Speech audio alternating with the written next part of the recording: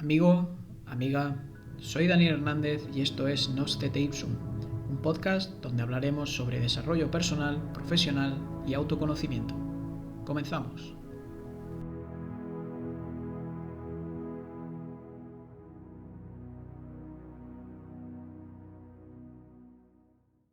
La ira, un ácido que puede hacer más daño al recipiente en la que se almacena que en cualquier cosa sobre la que se vierte. Séneca.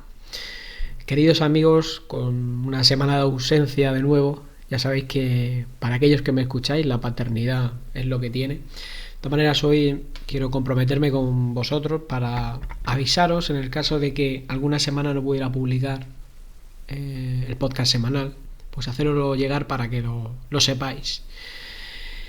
Espero ante todo que estas últimas semanas, en mi ausencia y en la que no también, hayáis tenido una semana provechosa, llena de buenos momentos, y si has tenido un mal momento, pues mandarte toda mi fuerza y mi apoyo.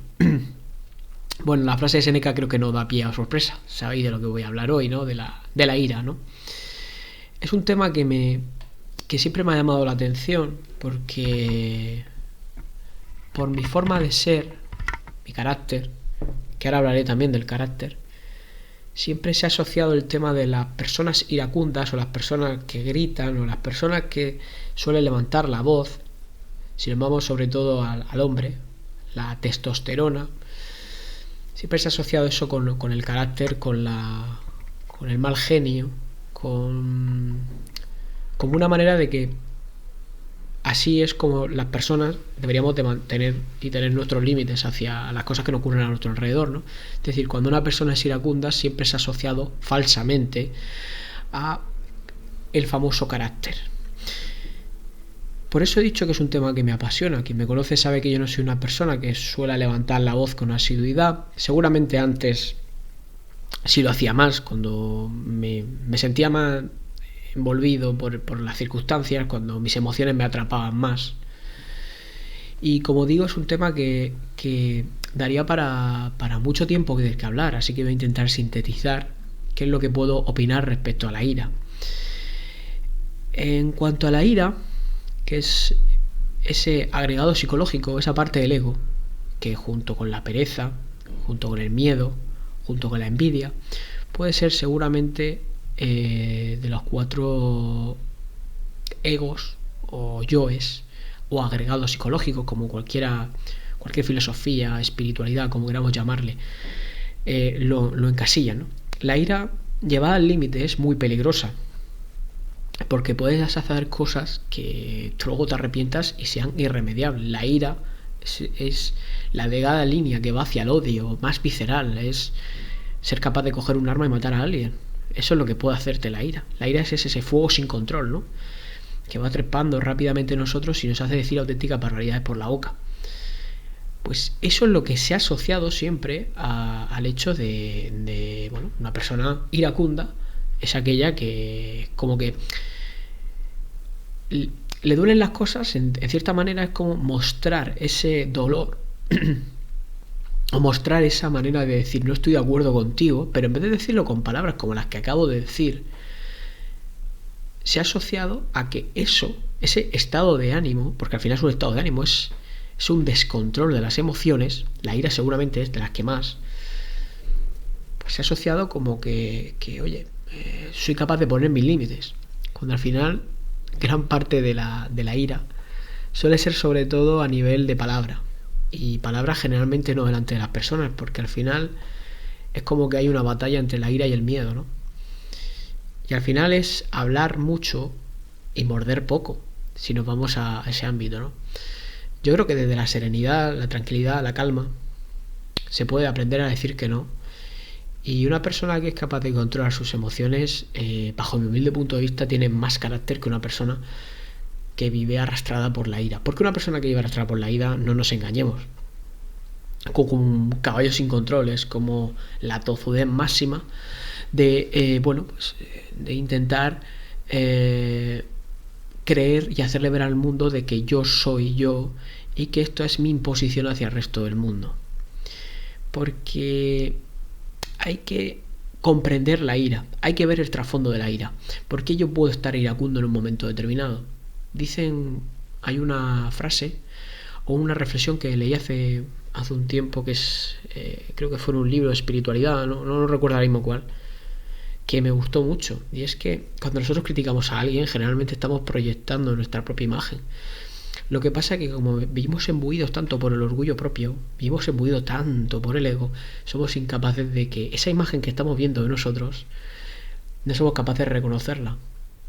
El escritor y de desarrollo personal, muy conocido en España, Alex Rovira, propone un ejercicio que en su libro En tu mentalidad buena suerte es algo que si lo ponéis en práctica os lo recomiendo, porque se llama el ayuno de la crítica, y es ir haciendo pequeños ayunos durante el día, cada día, y enlazarlo incluso con semanas en los cuales no critiquemos a nadie. Si hacéis la prueba os daréis cuenta de que te sientes mejor.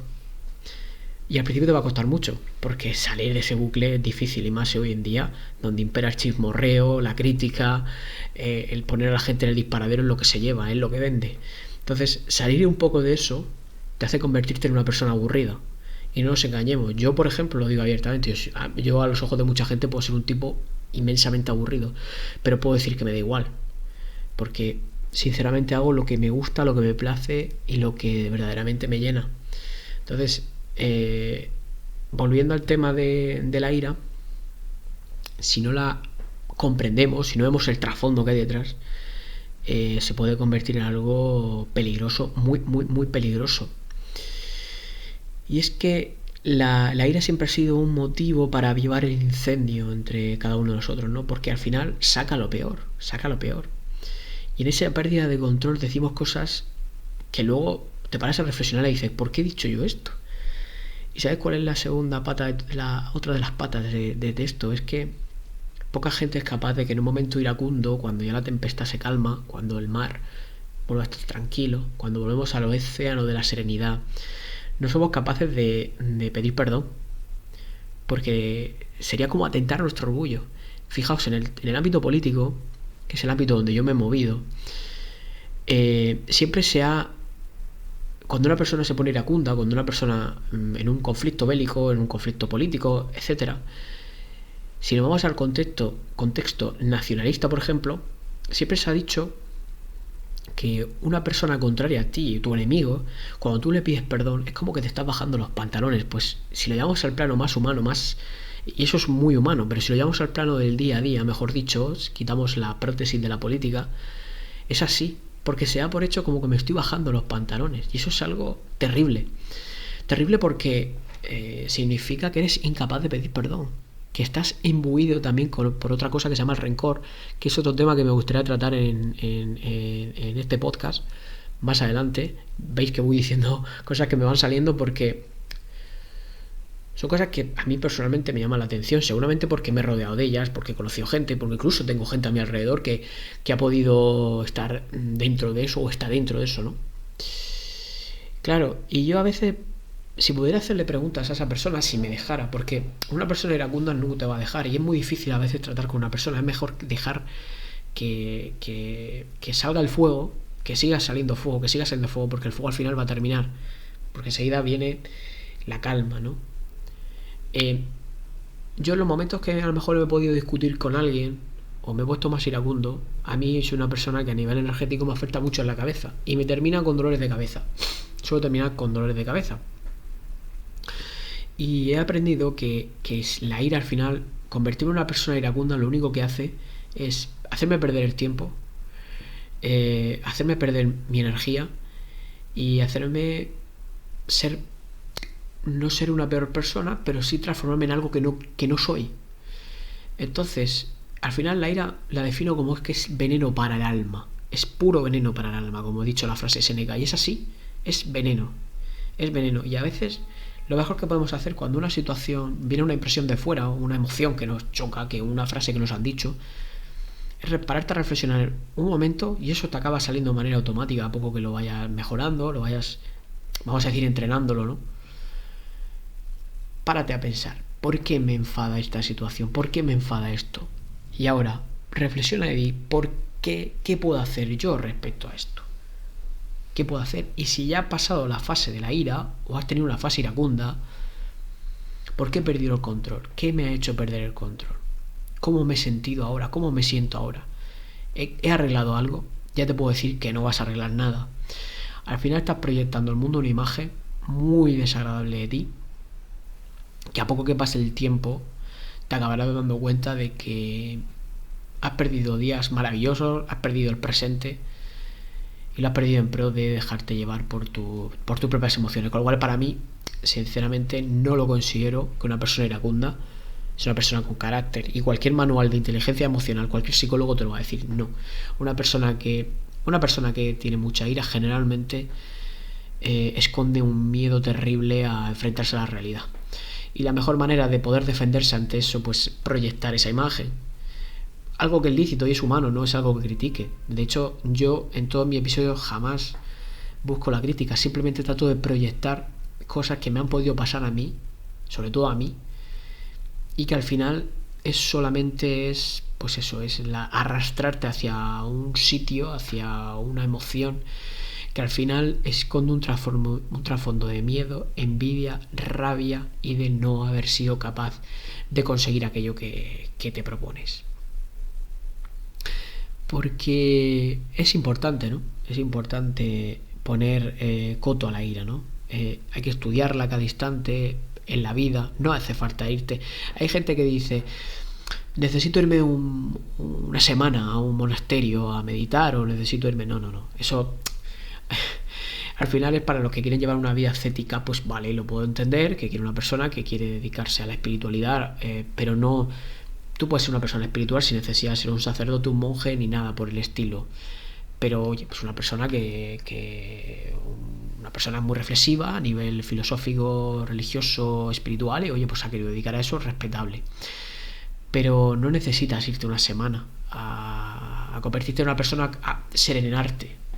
Hay muchos libros para poder empezar, mucha gente que ha escrito sobre el tema del ego, los agregados psicológicos, que te pueden dar una introducción, pero al final el mejor conocimiento, ¿sabéis cuál es?